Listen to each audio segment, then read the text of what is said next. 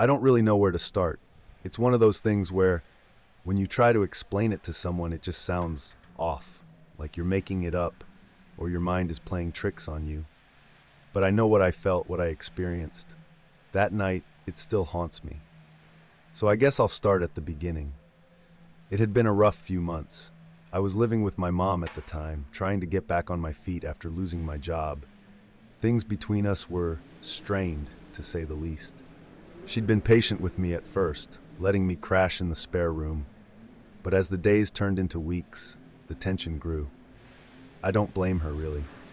It's hard when you have two adults under the same roof, both with their own ideas of how things should be. But that night, it was worse than usual. We had a huge fight, the kind where words get thrown around that you can't take back. I don't even remember what started it, but by the end, she was yelling at me to leave. I didn't have anywhere else to go, no real plan. So I grabbed a backpack, threw in whatever clothes I could find, and stormed out. It was late, maybe around 11 or so, and I was walking down the street, aimless. The air was cold, biting into my skin, and the streetlights cast these long, eerie shadows that stretched across the road like fingers reaching out to pull me in.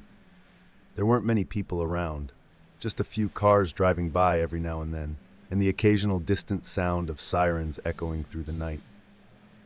I remember thinking, where am I supposed to go? I had no money for a motel, and the idea of calling up a friend in the middle of the night to crash on their couch felt pathetic. But the thing that really started to weigh as I wandered through those empty streets was the silence. It wasn't just regular nighttime quiet, it was this deep silence, like the world had stopped breathing. No wind, no rustling of leaves, not even the hum of distant traffic. It was as if the city itself had paused, waiting for something. I tried to ignore it, thinking I was just overreacting because of the fight with my mom, but it stuck with me. That silence clung to everything. I kept walking, hoping that maybe I'd clear my head, figure something out. But the more I walked, the more I started to notice little things that didn't feel right. The first was the streetlights. As I passed under them, each one would flicker, just for a second, but it was enough to make me look up. I brushed it off at first, old bulbs, faulty wiring, whatever. But it kept happening like a chain reaction. Every light I walked under would flicker, then go dark for a moment, before buzzing back to life as soon as I moved on. After a while, I couldn't ignore it. The lights were almost following me, like they were alive and watching. I tried to shake the feeling, but it was getting under my skin. I thought maybe I just needed to rest for a bit, calm down. So I found a park nearby. It wasn't anything special, just one of those small neighborhood parks with a couple of benches, some trees, and a rusty old playground. But it was quiet, and I figured I could sit there for a while and collect myself. As I sat down on one of the benches, the silence got even heavier. The coldness in the air seemed to intensify, seeping into my bones. My breath came out in faint, visible puffs, and I started to feel a sense of unease, like I wasn't alone. You know that feeling when you just know someone's watching you? That's how it felt. I kept glancing around, but the park was empty. At least, it looked that way. A rustling noise behind me made me jump. I turned, expecting to see an animal or something, but there was nothing. Just the trees swaying slightly in the cold air. I tried to tell myself it was my imagination, that I was just stressed out, tired, and paranoid. But no matter how much I tried to convince myself, the feeling wouldn't go away. In fact, it was getting worse.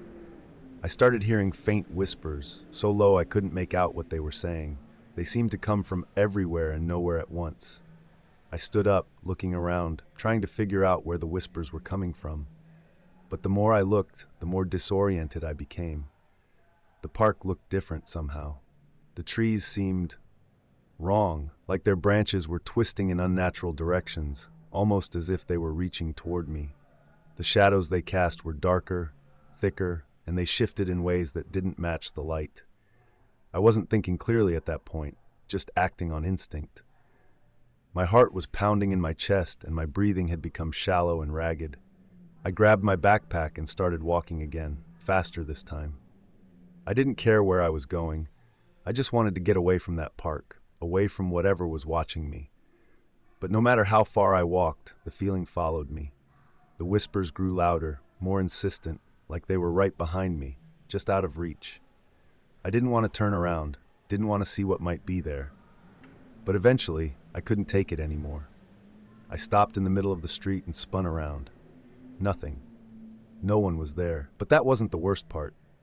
The worst part was that the street I was standing on, it wasn't the same street I had been walking down. In fact, it wasn't any street I recognized. It looked similar, sure, same kind of houses, same lampposts, but there was something off. The buildings looked older, more rundown. The windows were dark, empty, like the houses had been abandoned for years. I tried to retrace my steps, but no matter which direction I turned, the street seemed to stretch on endlessly. The houses blurred together, identical, like I was stuck in some kind of loop. Panic set in, cold and sharp. My heart was pounding in my chest, my skin crawling with fear. I started running, hoping that if I just kept moving, I'd eventually find my way out. But the faster I ran, the more the landscape around me twisted.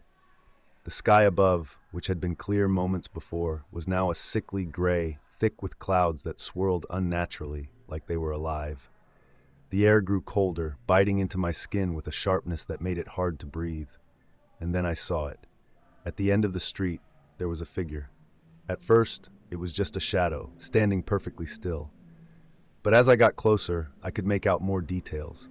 It was a man, or at least it looked like a man, dressed in dark clothes, his face obscured by the hood of his jacket. He didn't move. He just stood there in the middle of the road, watching me. I slowed down, my heart hammering in my chest. Something about him felt wrong. I wanted to call out, ask him who he was or what was happening, but my throat had gone dry. My feet moved on their own, inching closer to him, even though every instinct in my body was screaming at me to turn around and run the other way. When I was just a few yards away, the man finally moved. He lifted his head slowly, and that's when I saw his face, or rather the lack of it. Where his face should have been, there was nothing. Just smooth, featureless skin.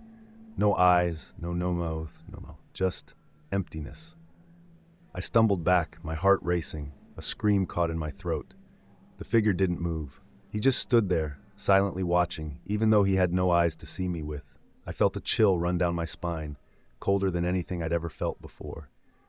Then, without warning, the streetlights around us flickered and went out, plunging everything into darkness. The whispers returned, louder now, echoing all around me. I could feel them inside my head, crawling under my skin, wrapping around my thoughts like vines. I ran. I didn't know where I was going, didn't care. I just needed to get away. But no matter how fast I ran, I could feel him behind me. I didn't dare look back.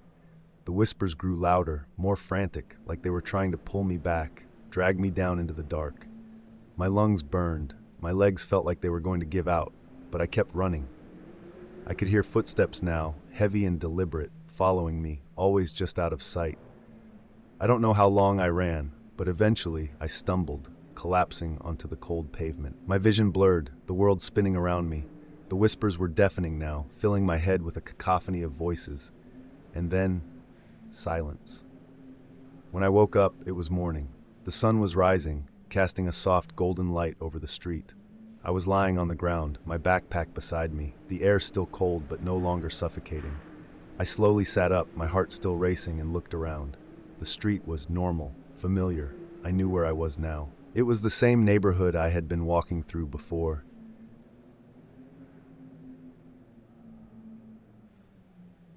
I don't usually believe in things like ghosts or the paranormal. Honestly, if you'd asked me a year ago, I would have laughed it off, told you it was just people letting their imaginations run wild. But now, well, things have changed. It all started after we moved into the old house. It wasn't supposed to be a permanent thing, just a temporary situation until we found something better. My wife, Jenna, and I had been saving for a while, and when the opportunity to buy this place came up, it seemed perfect. A fixer-upper with some charm. What more could we ask for? It had that rustic, vintage look with creaky hardwood floors and big windows that let in the sunlight in the mornings. Sure, it needed some work, but the price was too good to pass up. At first, everything seemed fine. Our son Noah was excited about having his own room, and Jenna was thrilled about the space. But not long after we moved in, strange things started happening. Little things at first. things we brushed off as nothing, like that feeling you get when someone's watching you, except there was never anyone there. I remember the first time Noah said something about it. He'd always been a happy, easygoing kid, the kind who could entertain himself for hours with his toys. But after a few days in the house, he started acting differently. He didn't want to play in his room by himself anymore, and he refused to go down the hallway alone. One night, he came into our room after we'd put him to bed, looking scared. "There's a man," he whispered, tugging at my sleeve, "in my room." I figured he was just having bad dreams. "It's just your imagination, buddy," I told him, leading him back to his room. "There's no one there." But the look on his face, it wasn't the kind of fear kids get from a bad dream. It was real, deep, unsettling fear. That was the first time I saw it. As I tucked Noah back into bed and turned to leave, something caught my eye. In the dim light of his nightlight, I saw his toy car, a little red one he always played with, rolling slowly across the floor. On its own. It wasn't fast or sudden, just this slow, steady movement. I froze, trying to make sense of what I was seeing. There was no incline in the floor, no breeze that could have moved it. It just moved. I shook it off, telling myself there had to be a rational explanation. Maybe I'd bumped something, maybe Noah had pushed it without me noticing. But in the back of my mind, something didn't sit right. After that night, things escalated. Noah kept talking about the man in his room. He'd describe him in these unsettlingly specific ways. A tall man, wearing a black hat with dark eyes, always sitting in the corner, watching. "He pushes my toys," Noah would say, his voice barely above a whisper. "He likes to watch them move." Jenna tried to brush it off at first, too, saying Noah probably saw something in a cartoon or heard a story at school. But then one night, we both heard it. It was late, maybe around 2 a.m., and we were in bed, half asleep. That's when we heard the sound of something rolling across the floor in the hallway, like the wheels of a toy car. Jenna sat up, wide-eyed, and looked at me. I didn't want to admit it, but I was scared too. I got up, grabbed my phone for light, and stepped into the hallway. The house was cold, colder than it should have been for an early summer night. The wooden floor creaked under my feet as I moved down the hall toward Noah's room. That's when I saw it, the toy car, the same little red one Noah always played with. It was sitting in the middle of the hallway, far from where it should have been. I bent down, picking it up, my heart racing in my chest. Noah's door was slightly ajar, and I pushed it open, expecting to find him awake. But he was sound asleep, curled up under his blankets, unaware of the noise outside his room. I stood there for a moment, just listening. The house was silent, except for the soft sound of Noah's breathing. But that feeling, that oppressive weight like someone else was there, it hung heavy in the air. I could feel it, thick and suffocating, like a presence watching me from the shadows. I backed out of the room, closing the door gently behind me, and went back to bed. Jenna was sitting up, wide awake, her eyes locked on me as I climbed in beside her. "Was it?" she started, but I cut her off. "Just a toy," I said quickly, trying to calm her down, but I didn't believe it myself. The next morning, things felt off. Noah was quiet at breakfast, pushing his cereal around in the bowl without eating. Jenna and I exchanged glances, both of us too nervous to talk about what had happened the night before. We tried to go about our day as normally as possible, but the tension was thick, hanging over us like a storm cloud. Then that evening, things got worse. We were all in the living room watching TV when Noah suddenly jumped up from the couch. His face went pale, and he pointed toward the hallway. "He's here," he whispered, his voice trembling. "He's coming." I followed his gaze, my heart pounding. At first, I didn't see anything. But then, slowly, a shadow began to stretch across the floor, creeping toward us like a stain spreading through the wood. It was faint, barely noticeable in the dim light of the TV, but it was there. A tall, thin shadow, like the figure of a man. I stood up, trying to stay calm. "Noah, it's okay. There's no one there." But even as I said it, I didn't believe it. The room had gone cold again, colder than before, and the air felt thick, almost suffocating. Jenna reached out, pulling Noah close to her, her eyes wide with fear. The shadow grew darker, more defined, and then, just like that, it disappeared. For a moment, no one said anything. We just sat there, frozen, the silence in the house broken only by the soft hum of the TV. My mind raced, trying to rationalize what I'd just seen, but there was no explanation, no logical reason for what had happened. Later that night, when we were putting Noah to bed, he refused to stay in his room. "He's in here," Noah said, his voice shaking. "I don't want to be in here." Jenna and I tried to comfort him, but he was terrified. I'd never seen him like that before. His little hands were shaking, and his eyes kept darting to the corner of the room where he said the man always sat. Eventually, we let him sleep in our room. But even after he fell asleep, I couldn't shake the feeling that something was watching us. The house was too quiet, too still, like it was holding its breath. Over the next few days, the activity in the house increased. Doors would slam shut on their own, lights would flicker, and objects would move when no one was near them. Noah refused to go into his room altogether, and even Jenna started to admit that something was wrong. She'd always been the rational one, the one who kept me grounded. But now, even she couldn't explain what was happening. One night, about a week after the first incident, we decided to sleep in the living room together. None of us felt safe in the bedrooms anymore. We pulled out the old couch bed and huddled together, trying to keep each other calm. Noah fell asleep first, clutching his favorite stuffed animal. Jenna and I stayed up, too wired to rest. We kept the lights on, the TV playing softly in the background, trying to keep the fear at bay. That's when we heard it. A soft, scraping noise, like something being dragged across the floor. Slowly, steadily, it grew louder, coming from the hallway. Jenna and I both froze, our eyes locked on the darkened entryway. Then we saw it. The little red toy car, rolling across the floor, inching toward us on its own. But that wasn't all. Behind it, emerging from the shadows, was the figure.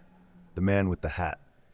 He was tall, impossibly tall, his dark figure blending with the shadows around him. His face was hidden beneath the brim of his hat, but we could feel his gaze, cold and penetrating. He didn't move, just stood there, watching us. I don't know how long we stared at him. It felt like an eternity. Then, as suddenly as he appeared, he was gone. The car stopped moving, the air went still, and the house fell into an oppressive silence. We moved out the next morning. We never figured out who or what that man was. The house had no history of strange deaths, no stories of hauntings, but whatever was in there, it wasn't something we wanted to face again. Sometimes I still think about that night, about the man with the hat and the way Noah had described him so clearly. I don't know if I'll ever understand what happened, but one thing's for sure, we'll never go back to that house.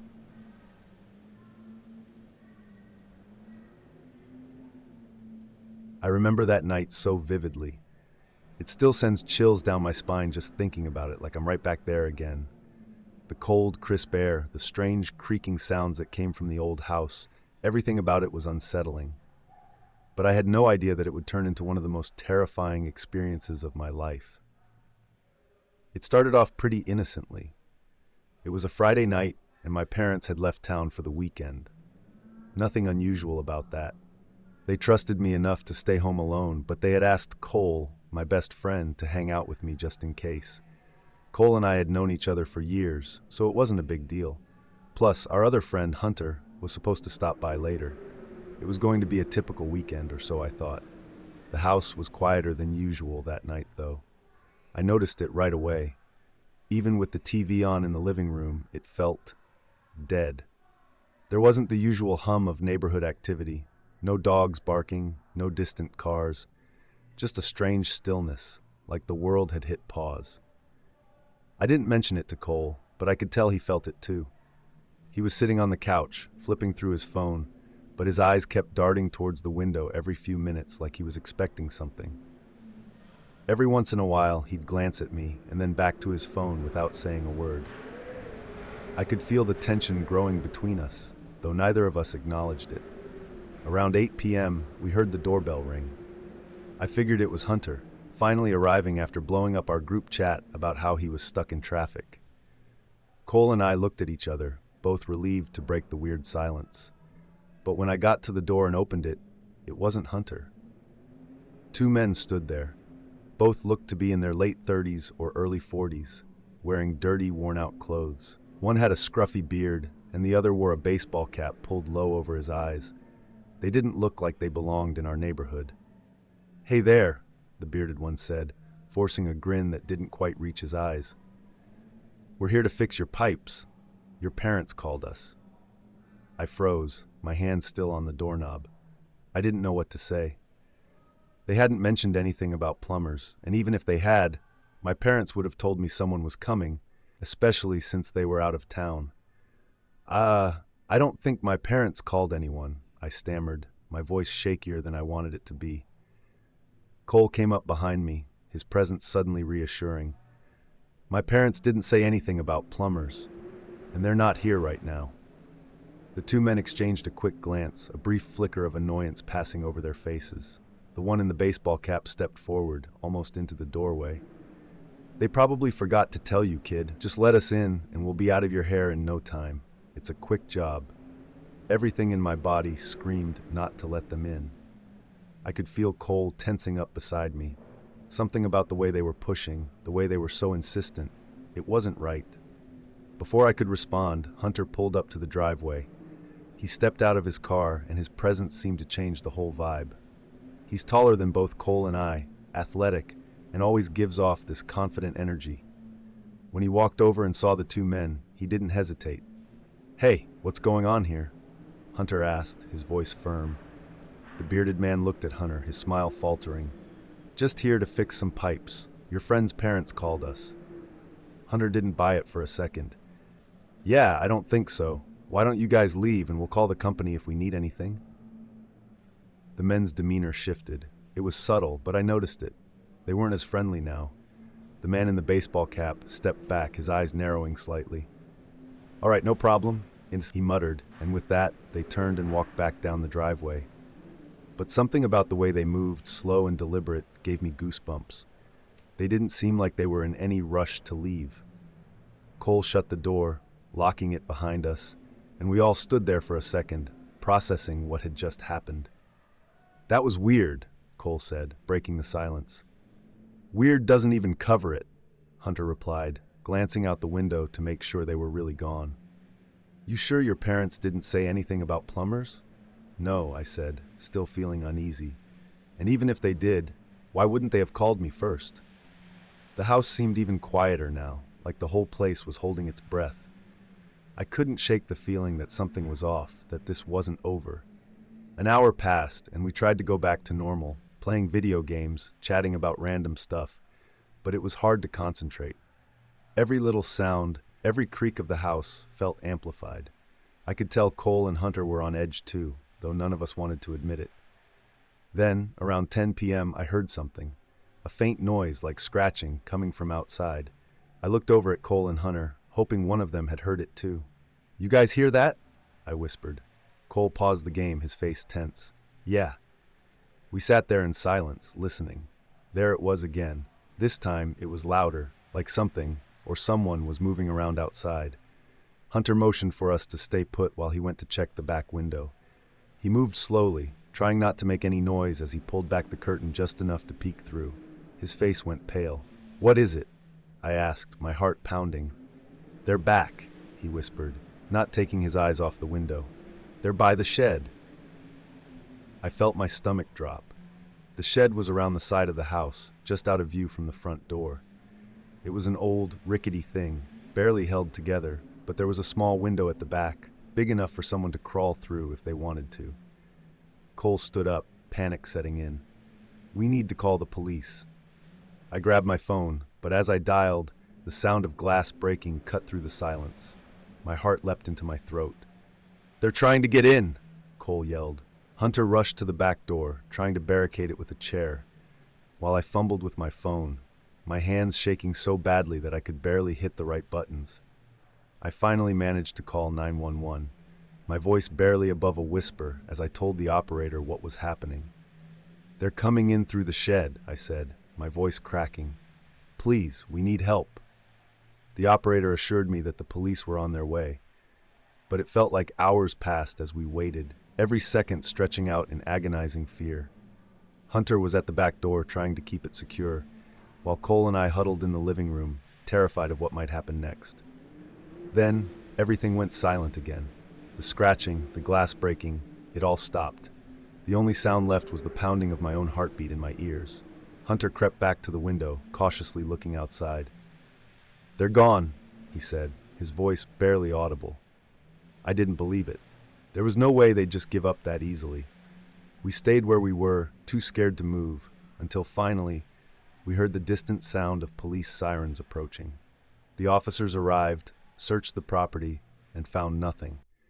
No sign of the two men, no sign of forced entry beyond the broken window in the shed. It was like they had vanished into thin air. The police took our statements, assured us they'd patrol the area, and left. But even after they were gone, I couldn't shake the feeling that we were being watched, that those men were still out there somewhere, waiting for the right moment to come back. The rest of the night was a blur. None of us slept. We stayed up, every light in the house on, jumping at every sound. When morning finally came, it felt like a weight had been lifted, but the fear still lingered. It wasn't until a few days later that I learned the truth. My parents got a call from the police. They'd caught the two men trying to break into another house a few miles away. They weren't plumbers. They were burglars, and they had been targeting homes where they thought no one was home. I still think about that night sometimes, about how close we came to something far worse. And every time I hear the wind rustling outside, or a branch tapping against the window, I feel that same cold dread creeping over me. Some things, they just never leave you.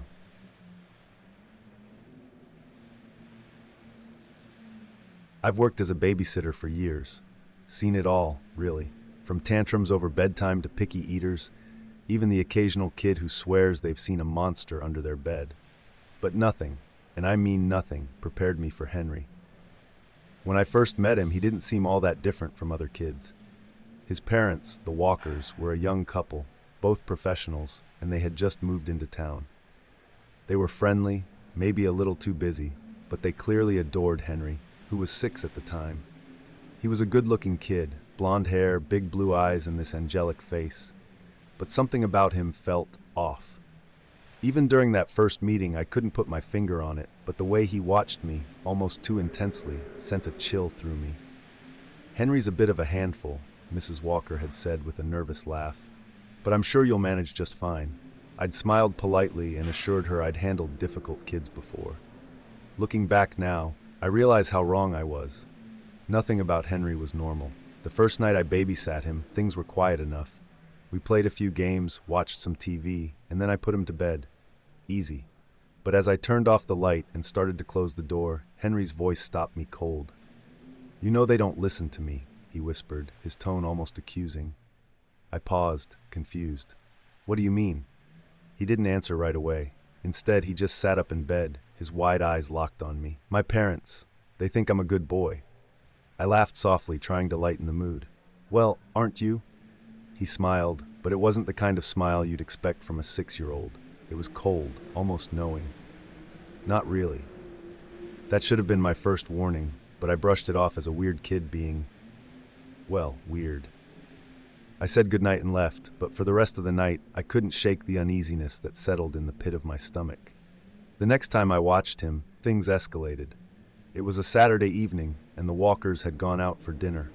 Henry was unusually quiet when I arrived, sitting at the kitchen table, staring at a half-eaten sandwich. Mrs. Walker quickly rushed out the door, reminding me of his bedtime, while Mr. Walker gave a quick wave before following her.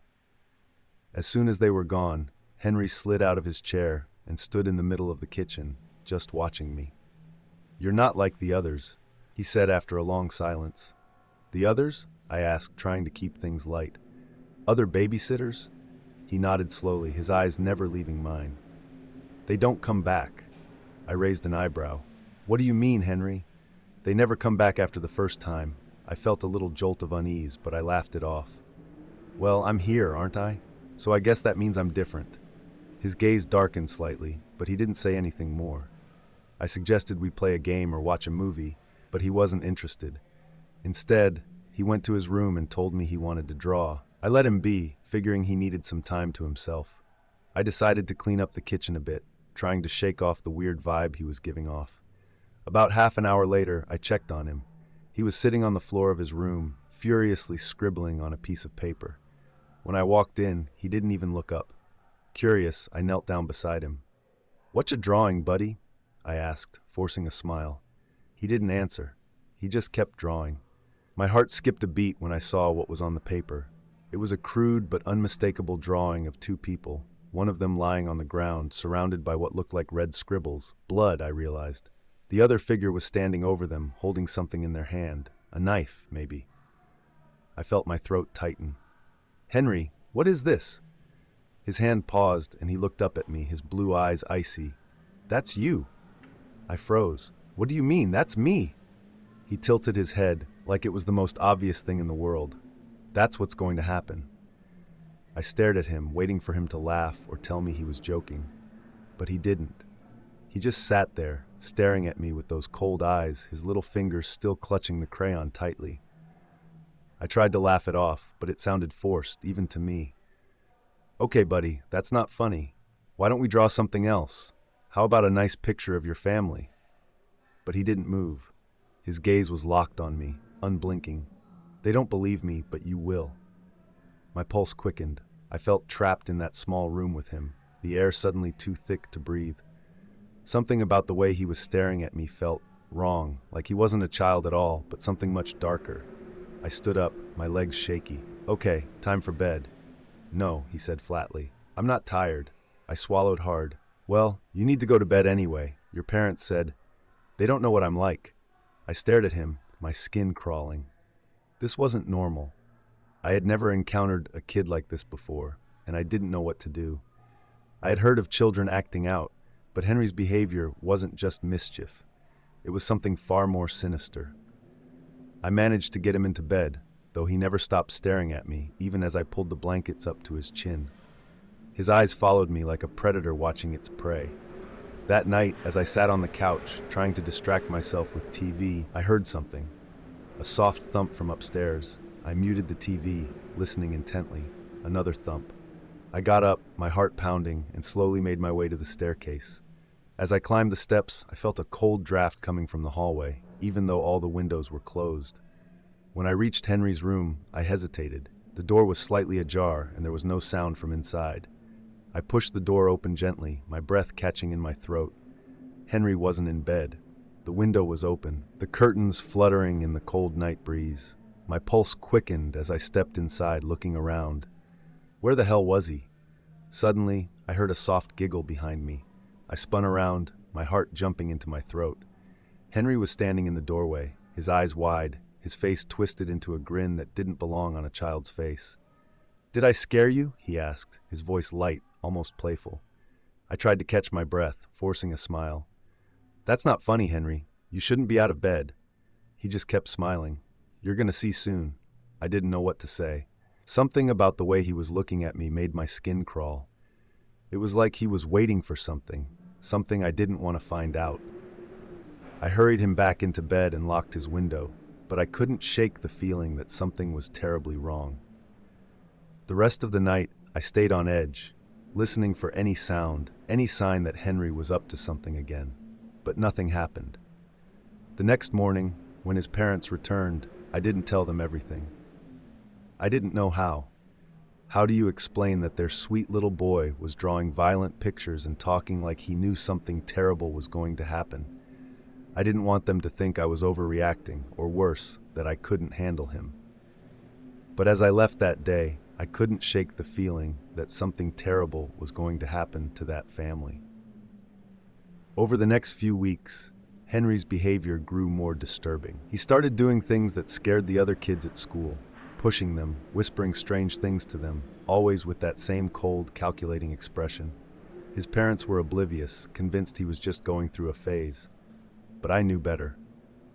One evening, I arrived to babysit, only to find the house eerily quiet. No sounds of Henry playing or the usual chatter from his parents. I called out, but no one answered. My heart raced as I walked through the house, the silence pressing in around me. Then I saw it.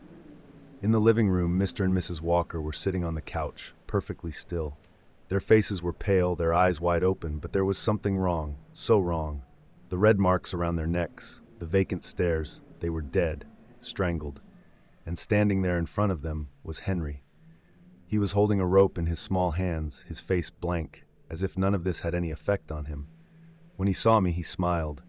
"I told you you'd see," he said quietly, his voice eerily calm. The world seemed to spin around me.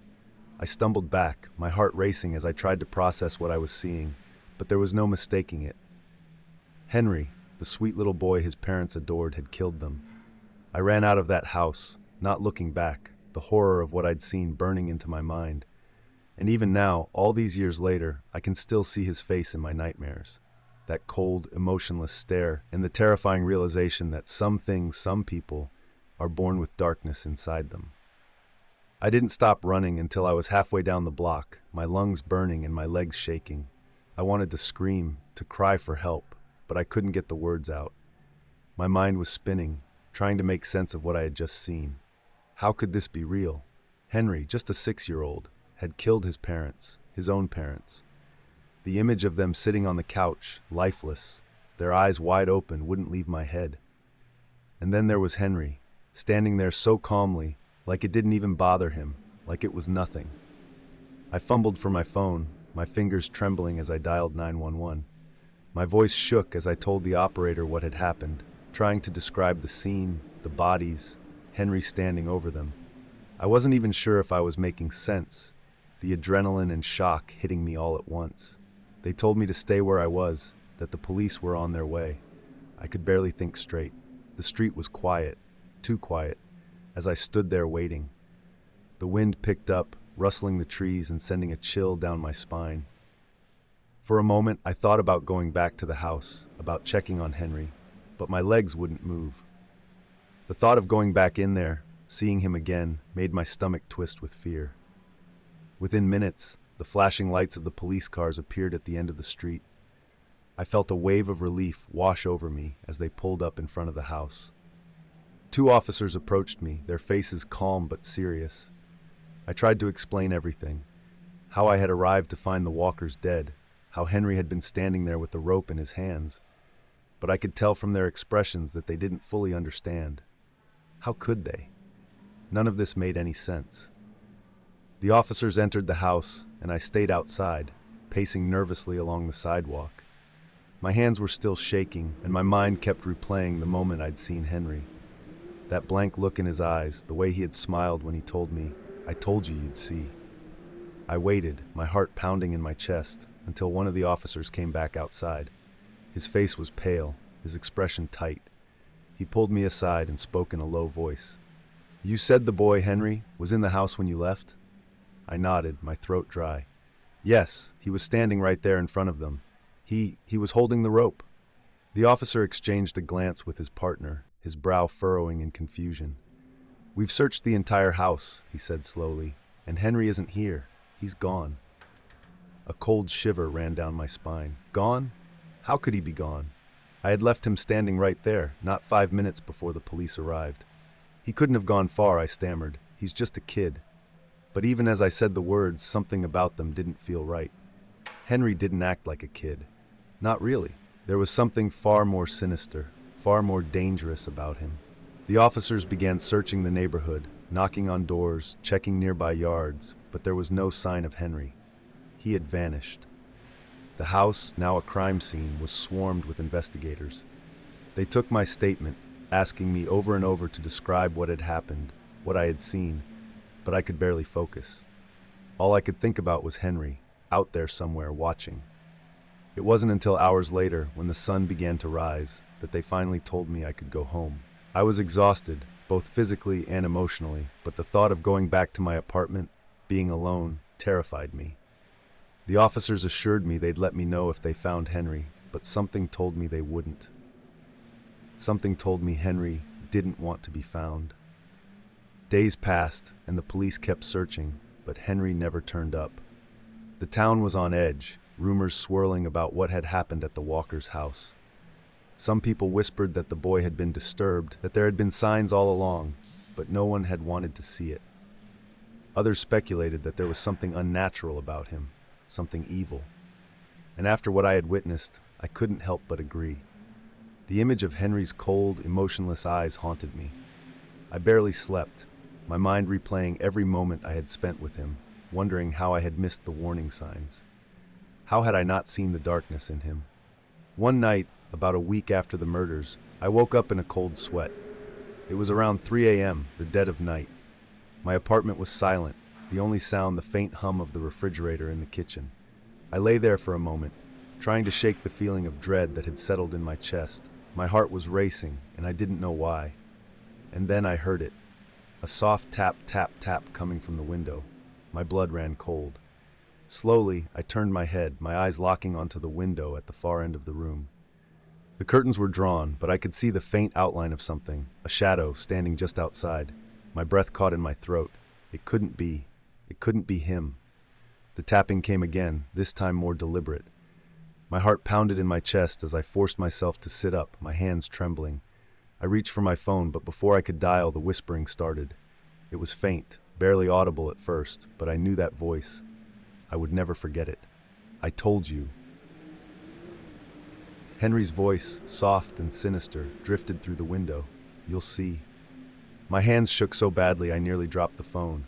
I wanted to scream, to run, but I was frozen in place, my eyes locked on the window. The shadow moved, and I could see the outline of his small figure, standing impossibly still, just on the other side of the glass. He was watching me. For what felt like an eternity, I sat there, too terrified to move, my mind racing with panic. I didn't know how he had found me or what he wanted, but I knew one thing for sure. Henry wasn't human. Not anymore. Maybe he never had been. Finally, with every ounce of courage I had left, I grabbed my phone and dialed 911. As soon as the operator picked up, I whispered, "He's here. He found me." The tapping stopped. I glanced at the window, my heart pounding in my ears. The shadow was gone. The police arrived within minutes, but by the time they got there, Henry had vanished. Again, they searched the entire area, but there was no sign of him. No footprints, no evidence that he had even been there at all. But I knew what I had seen. I knew he had been there, watching me, waiting. I moved out of that apartment not long after. I couldn't stay there, not after what had happened. I kept thinking that wherever I went, Henry would follow, that he would always be one step ahead, always watching from the shadows. Years have passed since that night, and I still don't know what became of Henry. The police never found him, and the case eventually went cold. But every now and then, late at night, when the wind howls outside and the shadows in the corners seem darker than usual, I hear it again, that soft, familiar whisper. I told you you'll see. And I know, deep down, that he's still out there.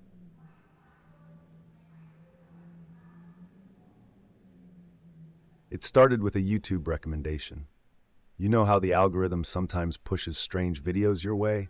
Stuff you'd never normally click on? Well, that's what happened to me. I was just scrolling through, looking for something mindless to watch after a long day at work. Most of it was typical, music videos, random vloggers, some movie trailers. Then, out of nowhere, this video caught my eye. The thumbnail was weird, just a plain black screen with the title in bold white letters, "Erase 30 seconds from your life." I thought it was one of those dumb gimmicks, probably some clickbait prank. I almost didn't even bother. But something about it gnawed at me. I couldn't explain it. It was late, and maybe I was just tired or bored, but curiosity got the better of me. I clicked on it. The video started with static, like an old TV trying to find a signal.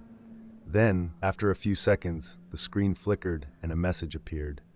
Click yes to erase 30 seconds from your life. I stared at it, confused. There wasn't any sound, just the words floating on the screen. I thought maybe it was some kind of interactive video or a joke, but still. I hesitated. What did it even mean? Erase 30 seconds from your life. It wasn't like time travel or anything, right? My rational side told me it was just nonsense.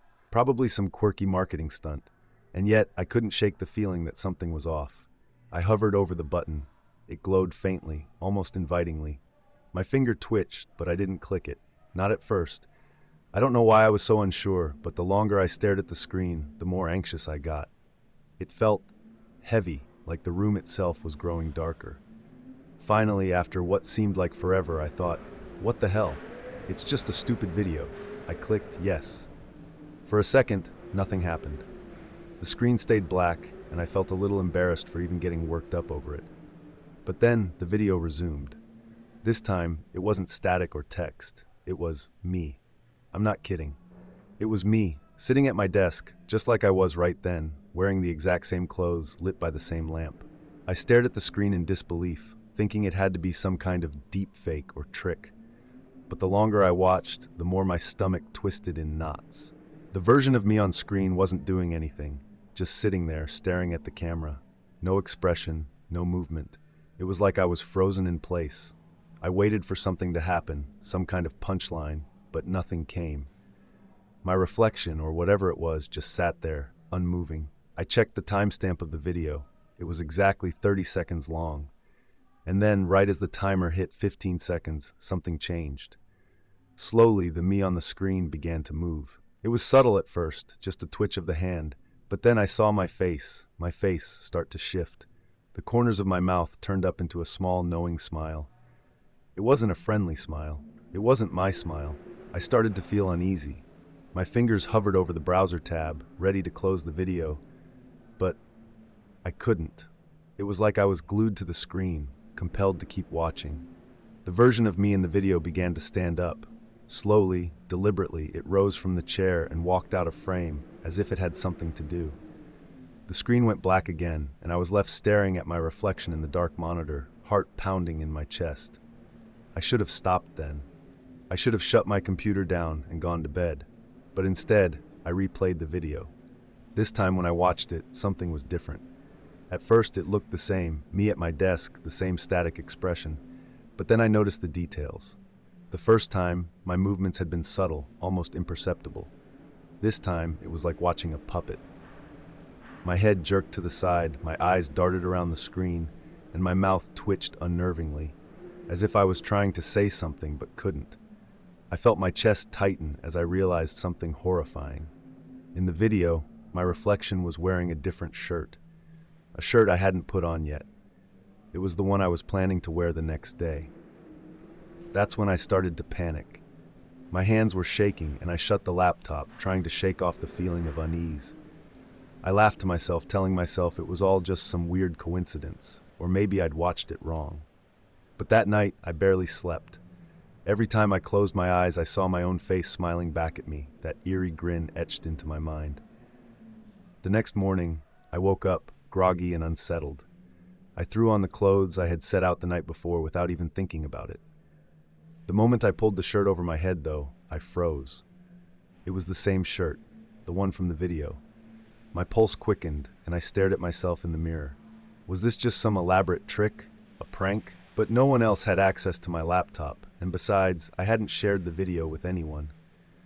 I decided to try and brush it off, convincing myself I'd just been overthinking everything. I had work to do, and I wasn't about to let some creepy YouTube video mess with my head. But the day only got stranger. It was little things at first. I'd reach for my coffee mug, and my hand would stop just short, hovering for a moment like I'd forgotten how to grab it. Or I'd walk down the hallway, and for a split second, it felt like my body wasn't quite under my control, like someone else was pulling the strings. I couldn't focus on anything at work. The whole time I kept glancing at my phone, half expecting another video to pop up. I checked my YouTube account, but the video was gone. It didn't show up in my history, and no matter what I searched, I couldn't find it again. It was like it had never existed. But I knew what I saw. By the time I got home that evening, I was a wreck. Every sound in the house made me jump. Every shadow felt like it was hiding something. I threw my bag down, grabbed a beer from the fridge, and sank into the couch, hoping that maybe I could just relax and forget about it all. That's when my phone buzzed. A new notification from YouTube. My stomach churned as I unlocked my phone. There it was, a new recommendation. The same black thumbnail, the same title, erase 30 seconds from your life. I stared at it for a long time, debating whether to click it. But this time, I couldn't shake the feeling that I needed to know, that something was unfinished. Against my better judgment, I tapped the video. Once again, it started with static, and then, there I was, sitting at my desk. Except this time, I wasn't alone. Behind me, just barely visible in the shadows, was a figure. It was hard to make out, like it was part of the darkness itself, but it was there. I could see it moving slowly, creeping closer to the version of me on the screen. And then, as if sensing it, The me in the video turned around, locking eyes with the shadow. My reflection stood up again, just like before, and walked out of frame. But this time, the camera followed. It trailed behind me, capturing every step as I made my way through the house, down the hallway, towards the front door. I felt a sickening sense of déjà vu. This had happened before. I knew exactly where I was going, but I couldn't remember ever doing it. The figure followed me the entire way until I reached the door. Then I stopped. I turned, facing the camera once more, and that same twisted smile spread across my face. The video cut to black. I slammed my phone down, heart racing. I didn't remember any of it. I didn't remember walking through my house or seeing that shadow or even smiling like that. But the more I thought about it, the more I realized something horrifying. Everything in the video, it was about to happen. I rushed to the front door, just as I had in the video. I hesitated, my hand trembling on the doorknob. But before I could turn it, there was a knock, slow, deliberate. I froze. My breath caught in my throat, and I felt a cold chill run down my spine. Whoever, or whatever, was out there, it knew. It was following the script, just like in the video. I stepped back from the door, heart pounding in my chest. The knocking came again, louder this time. My phone buzzed on the table, but I couldn't bring myself to check it. Another knock. I stood there, paralyzed, unsure of what to do. And then, from behind me, I heard it. The faint creak of footsteps moving towards me from the hallway. I wasn't alone. I stood frozen, my back to the door, every nerve in my body screaming at me to move, but I couldn't. Those footsteps, light, careful, like someone was trying not to be heard, came closer. The sound echoed down the hallway, filling the small space with a suffocating dread. I forced myself to turn around, slowly, praying that I wouldn't see anything. Maybe it was just the house settling, or my mind playing tricks on me. But as I turned, my breath caught in my throat. There was a shadow in the hallway. It wasn't quite a person, but more of an outline, like a silhouette, vaguely human-shaped but with no clear features. It stood just at the edge of the light, blending into the darkness, and it was moving toward me. My pulse quickened. I could feel my hands trembling as I fumbled for my phone on the table. The screen was still lit with the notification from YouTube, the same video waiting for me to click it again.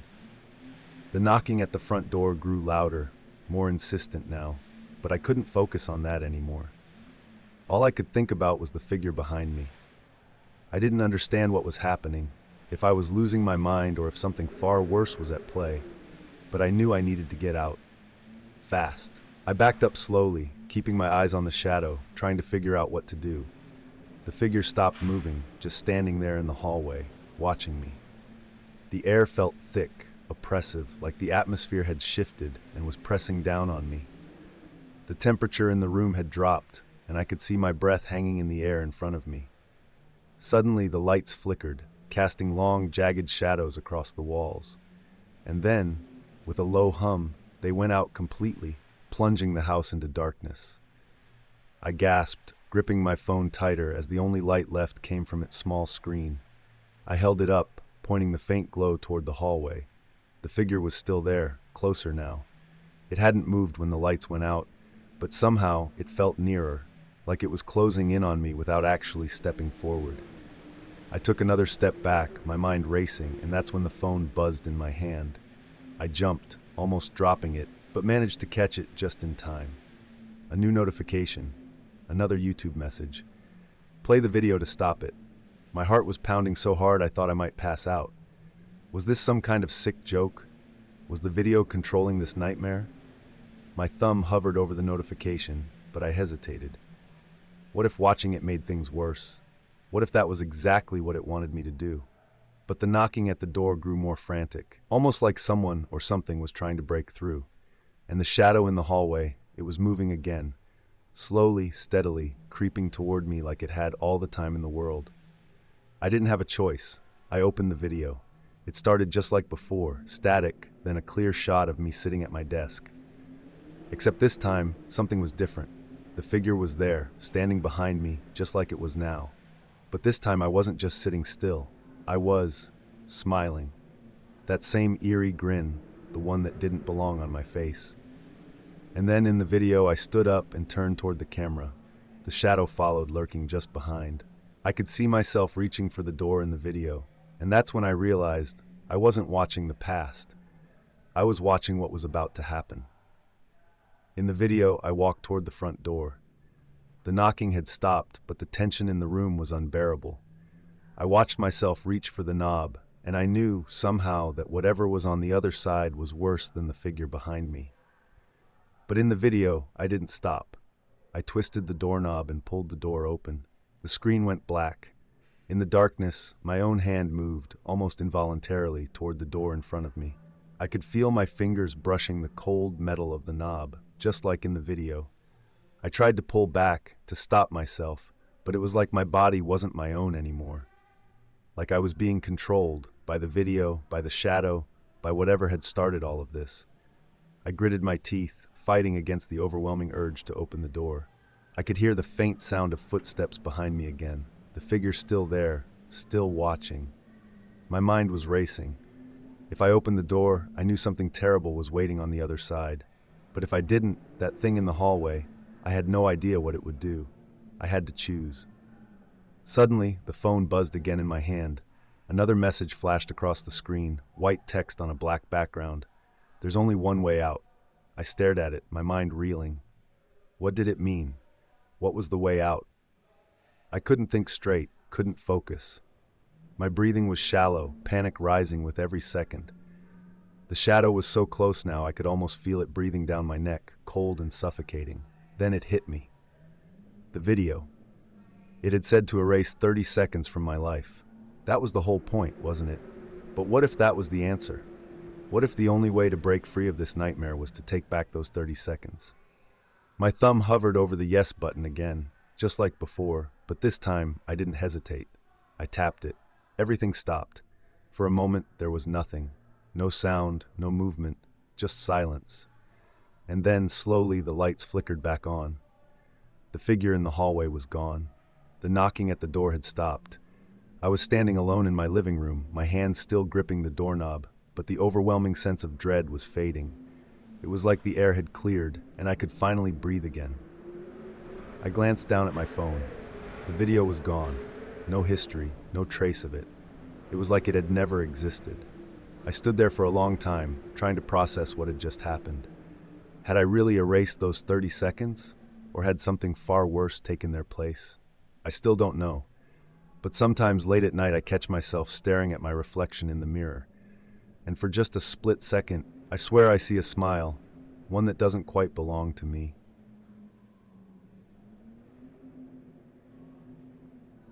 I don't know why I agreed to do it. Maybe it was the challenge, or maybe it was just the promise of easy money. It's not like $100 is a lot, but back then, it felt like it was worth it. We were out there in the middle of nowhere, at this rundown hunting lodge that looked like it hadn't seen a human soul in decades. The whole place had this eerie vibe to it, like it was waiting for something, or someone. It all started when my friend Chris heard about this online challenge. You know the kind that pops up on shady forums or gets passed around by word of mouth. He swore it was legit, that all we had to do was step inside this old wooden box, stay inside for an hour, and we'd each get $100. No questions asked. Come on, man. It'll be easy money, Chris said, grinning. What's the worst that could happen? That was mistake number one, thinking it was just a joke. We drove out to this old lodge, way out in the woods of Georgia, miles away from any real town. The place looked like it had been abandoned for years, maybe decades. The paint on the walls was peeling, the windows were cracked, and the air was thick with the smell of rotting wood and mold. The trees surrounding the property were dense, their branches twisting overhead, blocking out most of the sunlight. It felt like dusk, even though it was barely noon. The wooden box, which was set up in the back of the lodge, was bigger than I expected, about the size of a small shed. It was crude, put together with mismatched planks of wood that looked like they'd been scavenged from different places. There were no windows, just a single door, slightly ajar, with rusted hinges that creaked when the wind blew. Next to it was an old metal stool, probably meant for whoever was watching to sit and keep time. Chris was all for it. He walked right up to the box like it was no big deal, while I hung back, feeling uneasy. I tried to laugh it off, telling myself I was being ridiculous. It was just a stupid challenge. Step into the box, sit around for an hour, and walk out with $100 in my pocket. Easy. But there was something about that box, something that made my skin crawl. All right, let's do this, Chris said, already halfway inside. He looked back at me with that confident grin he always had, the one that usually meant trouble. What are you waiting for? I sighed and followed him in. Inside, it was pitch black, except for a sliver of light sneaking through the cracks in the wooden walls. The air was stale, like it hadn't been disturbed in years. The floor creaked under our weight, and the smell of damp wood filled my nose. It was cold, too. Way colder than it should have been for a fall afternoon in Georgia. We sat down in opposite corners of the box, our backs against the walls. Chris pulled out his phone, probably planning to kill time scrolling through social media, but after a few minutes he started fidgeting. The signal was non-existent out there in the middle of nowhere. That's when the silence hit me. It wasn't just quiet, it was the kind of silence that presses down on you, like the world outside had just stopped. No birds, no wind, nothing. Just the sound of my own breathing and the soft creaking of the wood beneath us. We were only a few minutes in when Chris started acting weird. At first it was small things. He'd tap his foot, shift uncomfortably, glance around like he was trying to shake off a bad feeling. I figured he was just bored, but then he started muttering under his breath. I couldn't make out what he was saying. His voice was low, barely a whisper, but it was constant, like he was talking to himself or to someone else. I leaned forward a little, trying to catch what he was saying. "Chris, you good?" I asked, my voice louder than I expected in the small enclosed space. He didn't respond. His eyes were fixed on the floor, his mouth moving rapidly, but the words didn't make sense. It was like he was speaking a language I didn't know, something guttural, ancient. "Hey, Chris," I snapped, louder this time. I got up and crossed over to him, grabbing his shoulder. His skin was ice cold. That's when he looked up at me, and I swear to God, his eyes were different. They weren't Chris's eyes anymore. They were hollow, empty, like something else was looking out from inside him. I stumbled back, heart pounding in my chest. "Chris, what the hell, man?" He stood up slowly, his movements jerky and unnatural. His lips curled into a smile, but it wasn't his smile. It was twisted, cruel. I could feel my pulse quicken, my stomach twisting into knots. Then, without warning, he lunged at me. I barely had time to react. His hands were around my throat, his grip impossibly strong. I tried to push him off, but it was like he wasn't even human anymore. He was strong, too strong. His eyes bore into mine, that vacant, eerie stare that made my blood run cold. I don't know how I managed to do it, but I kicked out, hard, catching him in the knee. He stumbled back, releasing me, and I gasped for air. But before I could even gather my thoughts, something else happened. Something I still can't explain. The temperature in the box dropped even more, and the air around us seemed to shimmer, like heat waves in reverse. Out of the corner of my eye, I saw movement, dark shapes flickering just beyond the edge of the light. They were figures, human-like, but not. They were shadows, but more solid than that. They had form, but no features. And they were closing in on Chris. He didn't seem to notice them at first. He was too busy clawing at his own face, like he was trying to tear something off. His skin was pale, almost translucent, and his eyes were wild, like he was trapped in his own mind. I backed up against the wall, my heart racing, as the shadow figures swirled around him, circling like predators. They moved in jerky, unnatural ways, flickering in and out of existence, like they were trapped between this world and another. And then, one by one, they reached out toward Chris. He let out a scream, a blood-curdling, inhuman sound that echoed inside the box and rattled my bones. The shadows wrapped around him, pulling him into the darkness. His body convulsed, twisting in ways that shouldn't have been possible. I could hear his bones cracking, his skin tearing, but I couldn't move. I was frozen, paralyzed by fear. And then, he was gone. Just like that. No sound, no trace. The shadows dissipated, melting back into the walls, leaving behind nothing but silence. The box was empty. Chris was gone, vanished, and I was alone. I don't remember how I got out of there. I must have stumbled out of the box at some point, tripping over my own feet as I ran back to the lodge.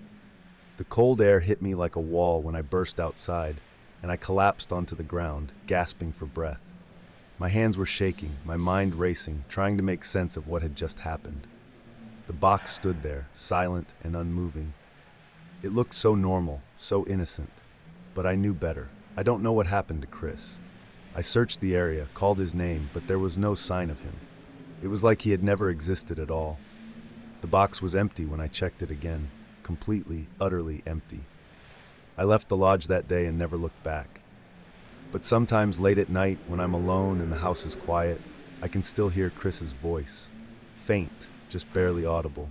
A whisper in the dark. And I'll never forget the last thing he said to me before he vanished. It's too late. I don't know how long I sat there staring at the box. It felt like time had slowed down, or maybe stopped altogether.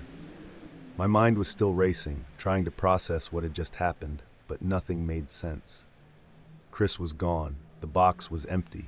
And that thing, whatever it was, those shadows, they had taken him. I should have called the police. I should have done something, but I was in shock. My hands were trembling so badly I could barely grip my phone, and when I finally managed to dial 911, my voice came out in broken, gasping fragments. Help. My friend, he's gone. The box. The dispatcher on the other end kept asking me questions, where we were, what had happened, but I couldn't focus. All I could think about was that last look in Chris's eyes, the hollow stare, and the way he had screamed just before he disappeared. It's too late. Those words kept playing over and over in my head, like some kind of twisted mantra. What did he mean? Too late for what?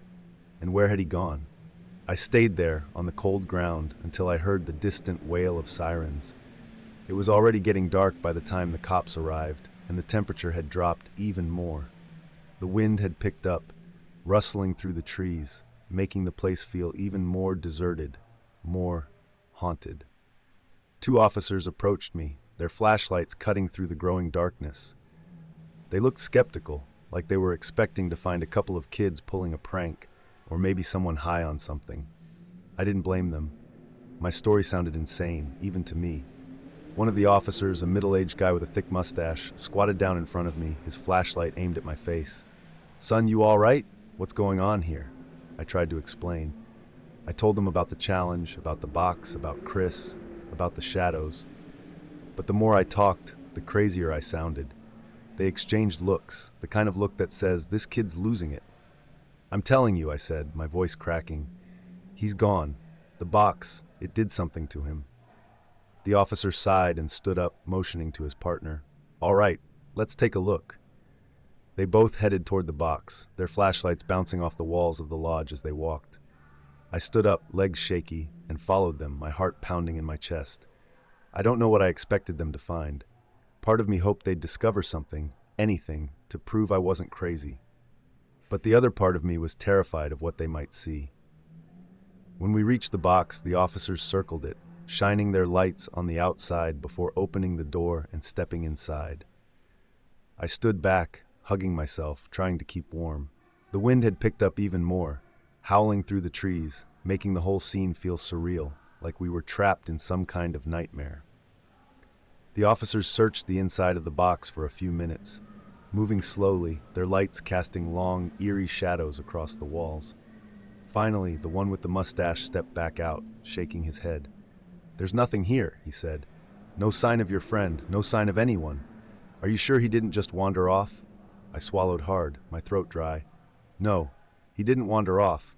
I saw him. He was right there, and then what? He vanished into thin air?" The other officer, a younger guy with a shaved head, sounded irritated. "Look, kid, this is a hunting lodge in the middle of nowhere. People don't just disappear." I felt my stomach twist. I knew how it sounded. I knew they didn't believe me, but I couldn't shake the feeling that something was still there, something watching, waiting. "I'm not making this up," I said, my voice barely above a whisper. The mustached officer sighed again, rubbing his face with one hand. "Look, we'll put out a missing person report. We'll have some more people come by and do a thorough search of the area. But in the meantime, you should head home. You're probably just in shock. Once we find your friend, this'll all make more sense." But I knew they wouldn't find him, not like that. Whatever had taken Chris wasn't something they could catch or track down. It wasn't something from this world. They offered to drive me back into town, but I refused. I couldn't leave yet. Not without knowing. Not without closure. So I stayed, watching as they left, their patrol car's taillights disappearing into the trees, leaving me alone in the growing darkness. The wind was howling now, colder than ever, and the sky was a deep, bruised shade of purple, the last traces of sunlight fading behind the trees. I looked back at the box, standing there silently in the middle of the clearing, and felt a chill run down my spine. I knew I should leave. I knew that nothing good could come from staying. But something inside me, some terrible, gnawing curiosity, kept me there. I needed to know what had happened to Chris. I needed to understand. Against my better judgment, I walked back toward the box. My footsteps felt heavy, like I was walking through thick mud, and every instinct in my body screamed at me to turn around, to get out of there. But I couldn't stop. I reached the door, my hand hovering over the rough wooden surface. For a moment I hesitated, fear gripping my chest like a vice. But then, with a deep breath, I pushed the door open and stepped inside. The air inside was just as cold as before, thick with that same musty smell of damp wood. The light was dim, barely filtering through the cracks in the walls. I stood there for a moment, listening, waiting. Then out of nowhere, I heard it. A whisper. It was faint, barely audible, but it was there. I turned around, heart racing, but the box was empty. Completely, utterly empty. The whisper came again, louder this time. And it wasn't just any whisper. It was Chris's voice. "Help me." I froze, my blood turning to ice. The voice was coming from inside the box, but there was no one there. Just me, standing alone in the cold, dark space. "Chris?" I called out, my voice shaking. "Where are you?" The whisper came again, more desperate. "Please, help me." I spun around, my heart pounding in my ears, trying to figure out where the voice was coming from. But the more I looked, the more disoriented I became. The walls seemed to shift, the space warping around me in ways that didn't make sense. The box was too small for this. It was like I was standing in a room that kept expanding and contracting, playing tricks on my mind. Suddenly, the air grew heavy, thick with an oppressive presence. I could feel it pressing down on me, suffocating me. The shadows from before were back, darker, more solid. They gathered in the corners of the box, swirling like smoke, and I could see them reaching out, inching closer. I stumbled back, my pulse racing, but there was nowhere to go. The shadows wrapped around me, cold and suffocating. I tried to scream, but no sound came out. The darkness closed in, swallowing me whole. And then, nothing. When I woke up, I was lying outside the box, sprawled on the cold ground. The sky above was pitch black, the stars barely visible through the thick canopy of trees. My head was pounding, and my body felt like I'd been hit by a truck. I sat up slowly, trying to make sense of what had happened. The box was still there, looming in the distance, but something was different. The air around it felt wrong, like the space itself had shifted. I glanced at my phone, half expecting hours to have passed, but it had only been a few minutes since the officers had left. How could that be possible? It felt like I'd been inside the box for an eternity. Shaking, I stood up and backed away from the box, my heart still racing. I didn't know what had happened in there, but I knew one thing for sure. Chris was gone. And whatever had taken him, it was still in that box, waiting. I left the lodge that night and never went back. But every now and then I hear the whispers, faint just on the edge of my hearing. "Help me."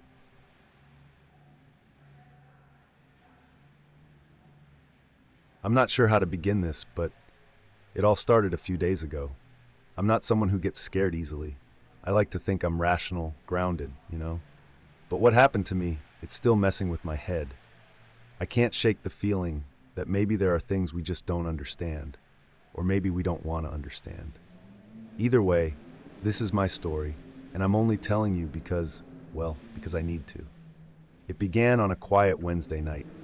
I remember because I had just gotten back from work and was exhausted. I wanted nothing more than to shower, eat, and collapse into bed. That's when I got the first message. It was a Snapchat notification from a username I didn't recognize. I'm not one to add random people, and I don't hand out my account info freely, so I was confused. At first I thought it was just spam, maybe someone trying to scam me or mess around, but curiosity got the better of me. The message was a picture, but nothing too weird. just an image of a dark hallway. It looked oddly familiar, though I couldn't place why. I swiped it away, shrugged it off, and went about my night. But then another notification came through. This time the image was clearer. It was my living room. I could tell because of the painting on the wall, the one my sister had given me last Christmas. My heart skipped a beat. Someone was in my house. I stood there, frozen, trying to process what I was seeing. The logical part of my brain was screaming that it had to be some sort of prank. Maybe a friend had broken in and was messing with me. I even thought about calling them, but something told me this wasn't that. Something felt wrong. Before I could decide what to do, another message came through. This time it was a video, and my breath caught in my throat. It was a clip of my front door, filmed from the outside, as if someone was standing right there, just feet away from stepping inside. The timestamp showed it had been recorded just seconds ago. At that point, panic set in. I ran to the front door, my heart racing. I don't know what I expected to find, but I couldn't see anyone out there. The porch light cast long shadows, flickering slightly from the cold October wind. Leaves rustled, scraping along the sidewalk, but there was no sign of anyone. I leaned closer to the glass, peering out into the night, but it was like the darkness had swallowed everything whole. Still, the feeling of being watched was unbearable. I locked the door, something I should have done the second I walked in, and double-checked all the windows. I even grabbed a knife from the kitchen, just in case.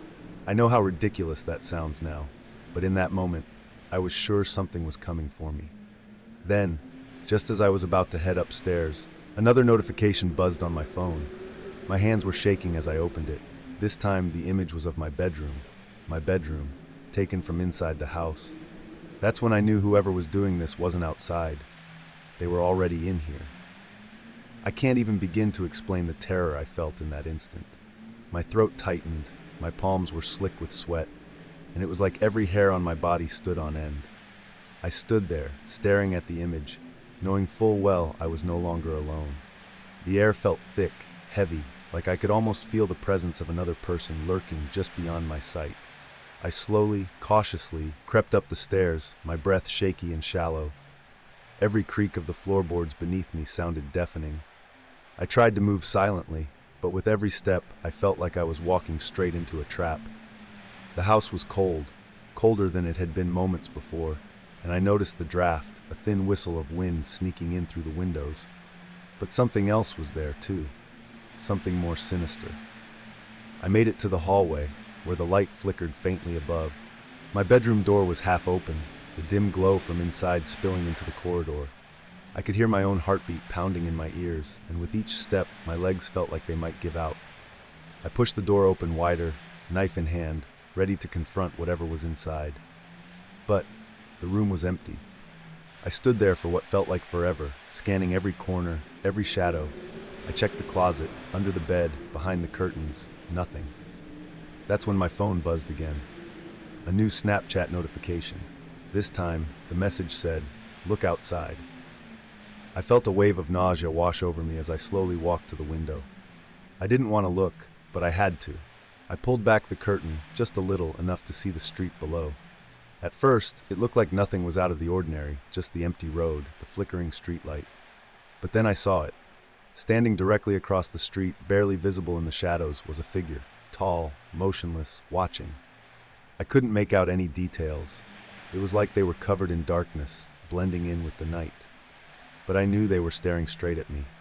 I stumbled back, dropping my phone, my hands shaking so badly I could barely breathe. My mind raced with questions. How long had they been there? How did they get inside my house? And most terrifying of all, what did they want? I didn't have time to think. The power went out, plunging the house into complete darkness. I was left standing there in my room surrounded by blackness. The silence was suffocating. I could hear my own heartbeat, the shallow gasps of breath escaping my lungs, but nothing else. Then came the footsteps, soft at first, barely noticeable, but they were there, coming from downstairs. My body went cold. I listened, frozen in place, as the footsteps grew louder, closer. Each creak of the floor felt like a death sentence. I gripped the knife tighter, feeling the cold metal press into my palm. Whoever, or whatever it was, they were inside. and they were coming for me. I backed away from the door, trying to think of an escape. But before I could move, the footsteps stopped. Dead silence filled the house again, and for a moment I thought maybe it was over. That's when the voice came. Low, quiet, barely above a whisper, but close, too close. You can't hide. It was coming from just outside the room. I don't know how I managed to move, but somehow I did. I ran for the window, threw it open, and scrambled onto the roof. The cold night air hit me like a wall, but I didn't care. I had to get out. I didn't look back as I climbed down the side of the house, my feet hitting the ground with a thud. But the moment I touched the ground, I saw it, the figure, standing just a few feet away. They were waiting for me. I turned and ran, my breath coming in ragged gasps, my heart pounding in my chest. I ran down the street, past the flickering streetlights, past the empty houses, but no matter how far I went, I could feel them behind me, watching, waiting. I don't know how long I ran. It felt like hours, but eventually I couldn't go any further. I stopped in the middle of the road, gasping for air, my legs about to give out. But when I turned around, there was no one there, no figure, no footsteps, nothing. I thought it was over. I thought maybe I had escaped, but then my phone buzzed again. I didn't want to look. Every part of me was screaming not to, but I had to. Slowly, I pulled it out of my pocket and unlocked the screen. The message was simple, just 3 words. I'm still here. I dropped the phone. I could feel the tears burning in my eyes. No matter where I ran, no matter how far I went, they were always there, watching, waiting. And I know now there's no escaping. No matter what I do, they'll always find me.